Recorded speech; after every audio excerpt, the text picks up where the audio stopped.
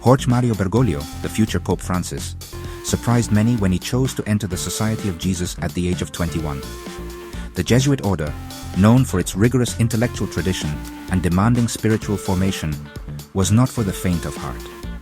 Yet Bergoglio, a young man from Buenos Aires, felt a strong call to serve God and his people in this way.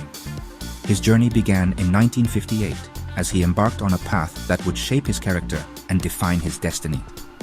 The Jesuit order's emphasis on education and social justice resonated deeply with Bergoglio. He excelled in his studies, demonstrating a keen intellect and a thirst for knowledge. As he progressed through the years of formation, his deep empathy and ability to truly listen to others became increasingly evident.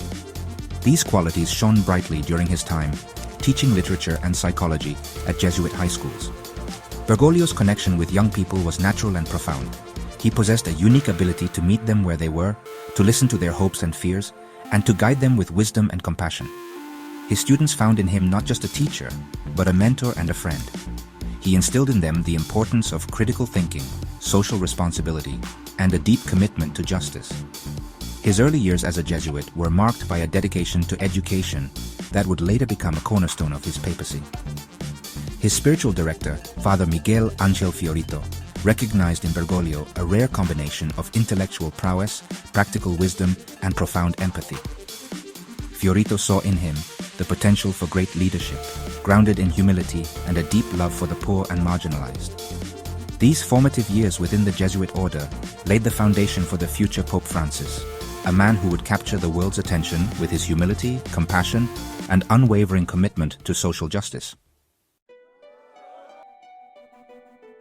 As Argentina plunged into the turmoil of the Dirty War in the 1970s, Jorge Bergoglio, then in his late 30s, found himself leading the Jesuit province through a period of unprecedented national crisis. Appointed as provincial superior at the remarkably young age of 36, Bergoglio faced agonizing decisions as the military junta tightened its grip on power, silencing dissent and brutally suppressing opposition. These were dark times, a period when fear and suspicion permeated every aspect of Argentine society. Bergoglio's leadership during this turbulent period remains a subject of intense scrutiny and debate. Critics argue that he could have done more to publicly denounce the atrocities committed by the regime. They question whether his cautious approach, his preference for quiet diplomacy over vocal opposition, was sufficient in the face of such widespread human rights abuses. However, those who knew him best during this time paint a different picture of Bergoglio's actions. They recount numerous instances of his discreet yet courageous efforts to protect those targeted by the regime. Risking his own safety, he provided shelter to those in hiding, helped others escape to safety across the borders, and tirelessly advocated for the release of political prisoners. His actions, though often hidden from public view, were a testament to his unwavering commitment to justice and his deep compassion for the persecuted. The Dirty War left an indelible mark on Bergoglio's soul, shaping his worldview and deepening his understanding of human nature's capacity for both good and evil. He emerged from this dark period with a profound awareness of the dangers of unchecked power, the importance of moral courage, and the enduring power of faith in the face of adversity. These experiences would later inform his papacy, shaping his commitment to social justice, his tireless advocacy for the poor and marginalized, and his unwavering belief in the power of dialogue and reconciliation. After the turmoil of the Dirty War, Jorge Bergoglio made a profound choice that would define his ministry and capture the hearts of millions. He chose to leave the relative comfort of academia and dedicate himself to serving the poorest of the poor in the slums of Buenos Aires, the Villas Miserias. This decision marked a turning point in his life, a radical embrace of simplicity and solidarity with those living on the margins of society. In the Villas Miserias, Bergoglio found his true calling. He walked the muddy streets, listened to the stories of the residents, and shared their joys and sorrows. He celebrated Mass in makeshift chapels, baptized their children, and comforted the sick and dying. Unlike some priests who made only fleeting visits to these impoverished communities, Bergoglio became a permanent fixture, a familiar and beloved figure known for his compassion and his unwavering commitment to the poor. Bergoglio's ministry in the slums was not limited to spiritual guidance.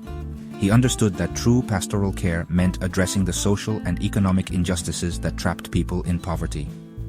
He challenged drug dealers who preyed on the vulnerable, organized food banks and medical clinics, and tirelessly advocated for better housing and education. His hands-on approach, his willingness to get his hands dirty and stand shoulder to shoulder with the poor, earned him the respect and admiration of the people he served. Bergoglio's life in the Villas Miserias was a testament to his belief that the church should be a poor church for the poor.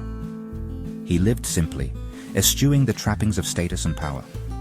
He rode the bus, cooked his own meals, and refused to move into the luxurious bishop's residence, choosing instead to live in a simple apartment. This radical simplicity, this embrace of poverty as a lived experience, would become a defining characteristic of his papacy, inspiring millions around the world.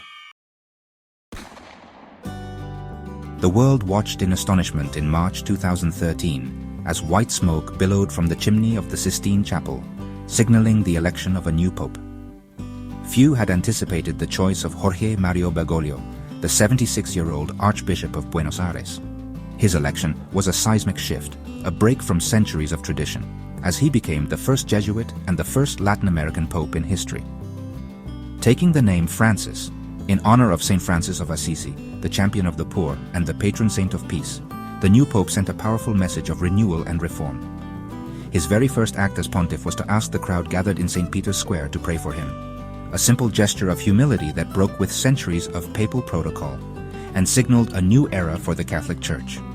From the outset, Pope Francis's papacy has been characterized by a radical simplicity and a profound commitment to the poor and marginalized.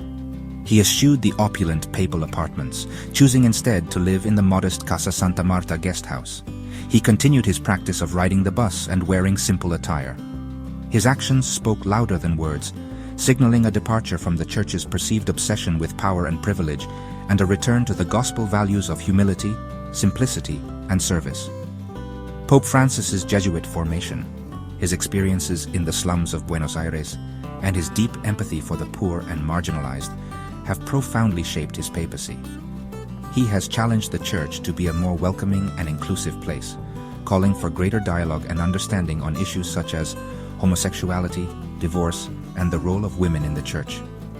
He has been a vocal advocate for social justice, condemning economic inequality, calling for action on climate change, and championing the rights of migrants and refugees. His papacy, marked by humility, compassion, and a deep commitment to the gospel's message of love and mercy, has breathed new life into the Catholic Church, inspiring millions around the world.